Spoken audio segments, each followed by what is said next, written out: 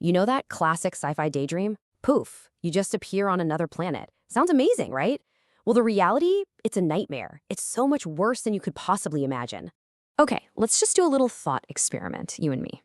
Imagine, right now, you get zapped to another planet in our solar system. No spacesuit, no prep time, just bam, you're there. What do you think happens next? Well, here's the cold, hard truth. You'd be dead. Like, before you could even process where you were. There are no do-overs, no time to figure things out. It's just over. Yeah, and saying you die in 7 minutes, that's being generous. For most places, it would be instant. And that really makes you wonder, right? How on earth are we even here? So, buckle up. Let's take a little tour of these cosmic death traps. So, we're going to go planet by planet and see all the creative ways the solar system could end you. But first, you got to understand something fundamental about space itself. And this is super important. Space doesn't hate you. The universe isn't some villain trying to get you. It just doesn't care. It's a total vacuum. No air, no pressure, nothing but crazy temperatures and radiation. It's pure, absolute indifference. And you don't even have to go far to see what I mean.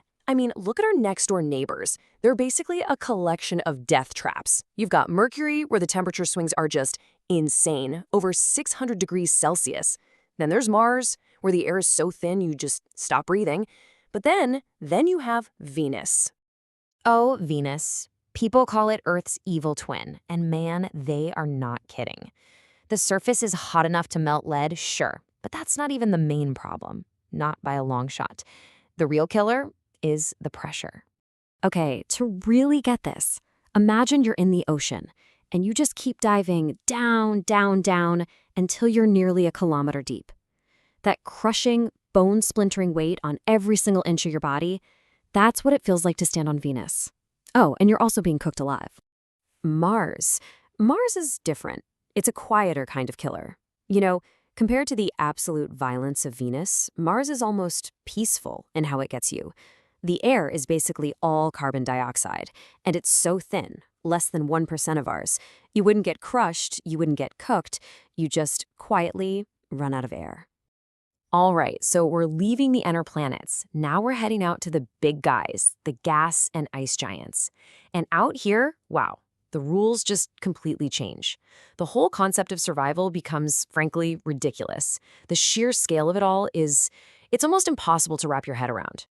So what's it like on a gas giant like Jupiter? Well, here's the thing.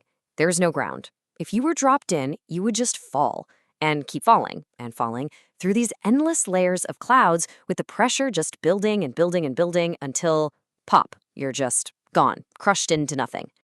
Yeah, these outer planets are all about their insane atmospheres.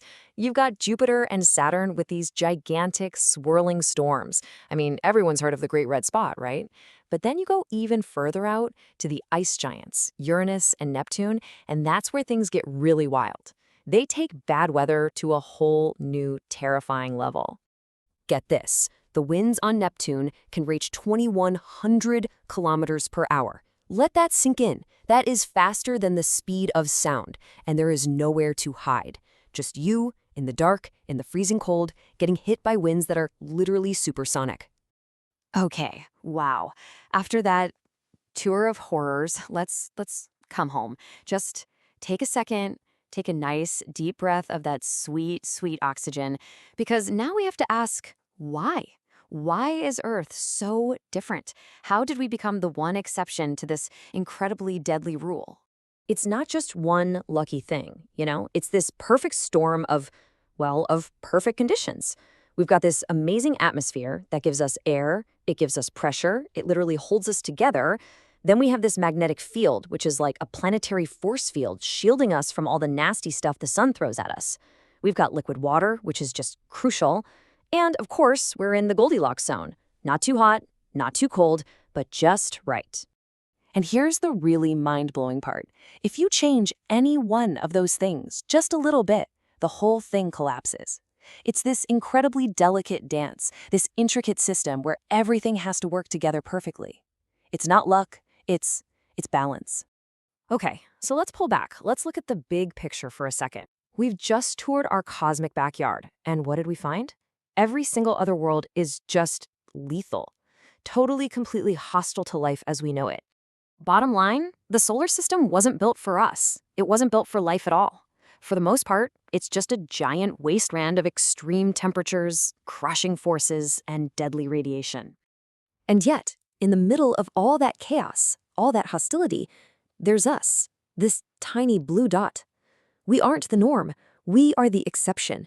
The fragile, beautiful, almost impossible exception. So, I guess that leaves us with one final question to think about. Knowing all this, knowing just how rare and how perfectly balanced and how unbelievably precious this planet is, what does it really mean to be alive, right here, right now, on a miracle?